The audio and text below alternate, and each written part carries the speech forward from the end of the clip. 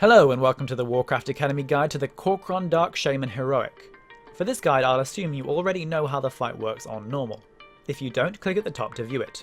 This is the first encounter in the instance where things start to get particularly difficult. This encounter is made considerably easier by having 3 tanks, even on 10 man. If you don't have 3 tanks available, you should seriously consider gearing up one of your melee DPS in tank spec. Each Shaman gains a new ability that they'll begin using at 95%. They'll still use their other abilities at the same percentages as previously. Earthbinder Harem will gain the ability Iron Tomb, which creates a ground effect underneath a player and spawns a tomb right there after a few seconds. The tomb does 500,000 damage to anyone standing there when it spawns, and the tomb itself stays there throughout the entire fight. It doesn't do anything other than get in your way, and it doesn't block line of sight. Wavebinder Cardris gains the ability Iron Prison, which puts a debuff on a random player that lasts for 60 seconds. When the debuff ends, that player takes reduced damage equal to 100% of their maximum health as physical damage. This is reduced by armor and cooldowns, so when the debuff is about to expire, you need to give the player an absorb effect such as from a Disc Priest, or use a small cooldown to survive the hit. The reason you need 3 tanks is to allow you to separate the bosses. If the bosses are separated enough, their abilities will only affect the group closest to them.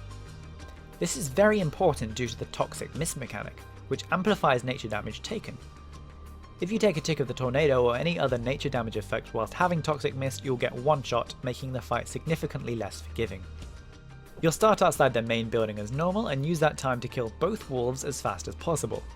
Have your range stack up, and as soon as the Iron Tomb is cast, strafe to the side. This is to avoid having tombs spawning in the middle. As soon as the dogs are dead, you'll pull Earthbreaker Harem away, far up towards the entrance to the drag, along with a preset group of players. On 10 man, send 2 tanks, 1 or 2 healers and your melee DPS, and on 25 man, send 2 tanks, 3 healers and all your melee.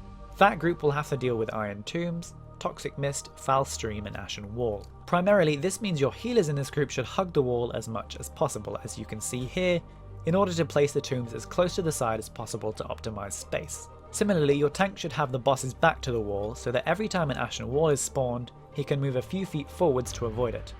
For Foul Stream, it will prioritise players that do not have the Toxic Mist dot. You cannot let this hit you if you have Toxic Mist, so whoever gets targeted with Foul Stream should stand still, and every other player can simply move away from him before it appears. Toxic Mist will be applied to 2 or 5 players depending on raid size, and you'll need to ensure that those players are properly healed since the dot does a fair amount of damage. The remainder of your raid, specifically all of your range, will stay in the main group with Wavebinder Cardris. This group will have to handle dodging the storms and tornadoes, dodging the falling ash, killing the slimes that spawn and surviving Iron Prison. Handling the storms and tornadoes is the same as on normal. Kite the boss in a circle around the room, trying to move away from storms as much as possible to make life easier for your ranged. You need to watch the boss's cast bar if you want to avoid taking any damage from the storms, because reacting to the graphic is not fast enough when it first spawns. When you have Iron Tomb, wait until it has only a few seconds remaining and then ask for a shield from your Disc Priest if you have one. Alternatively, use a personal cooldown, or ask for an external healer cooldown to survive. If you're on full health and don't take damage from anything else, it won't kill you. When ads start to spawn, put a marker on your tank so your range can easily see where the ads will spawn, and your tank should try to spawn the ads away from your raid, so that the range can easily kill them before they reach you. Finally, his Falling Ash mechanic is very easy to dodge, but the damage it inflicts to the entire raid is fairly substantial. You will want to use a raid cooldown each time just before the meteor impacts the ground, but you'll need to do this separately in each group due to the distance. Inform the melee group when the meteor is about to impact so they can use their own cooldowns to survive. Other than that, simply repeat until they're dead. Use Bloodlust at 25% when they use their own Bloodlust in order to offset the damage gain a bit and burn them down more quickly. This is a control fight, not a DPS race. To sum up, kill the 2 wolves to start with and then split your raid into 2 groups.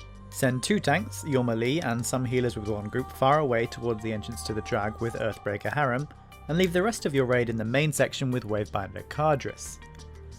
The melee group need to avoid the Foul Stream, try to position tombs near the walls and avoid Ashen Walls. The ranged group need to dodge tornadoes, use a cooldown when Iron Prison expires, kill the ads that spawn, and use a raid cooldown when the meteor is about to land. Thank you very much for watching this guide, and if you have any comments or suggestions, please post them in the comment section below, and remember to visit warcraftacademy.com for all of our other guides for Siege of Orgrimmar. If you like this guide, please do subscribe, it really helps me out a lot, I really appreciate it. Thank you and catch you soon.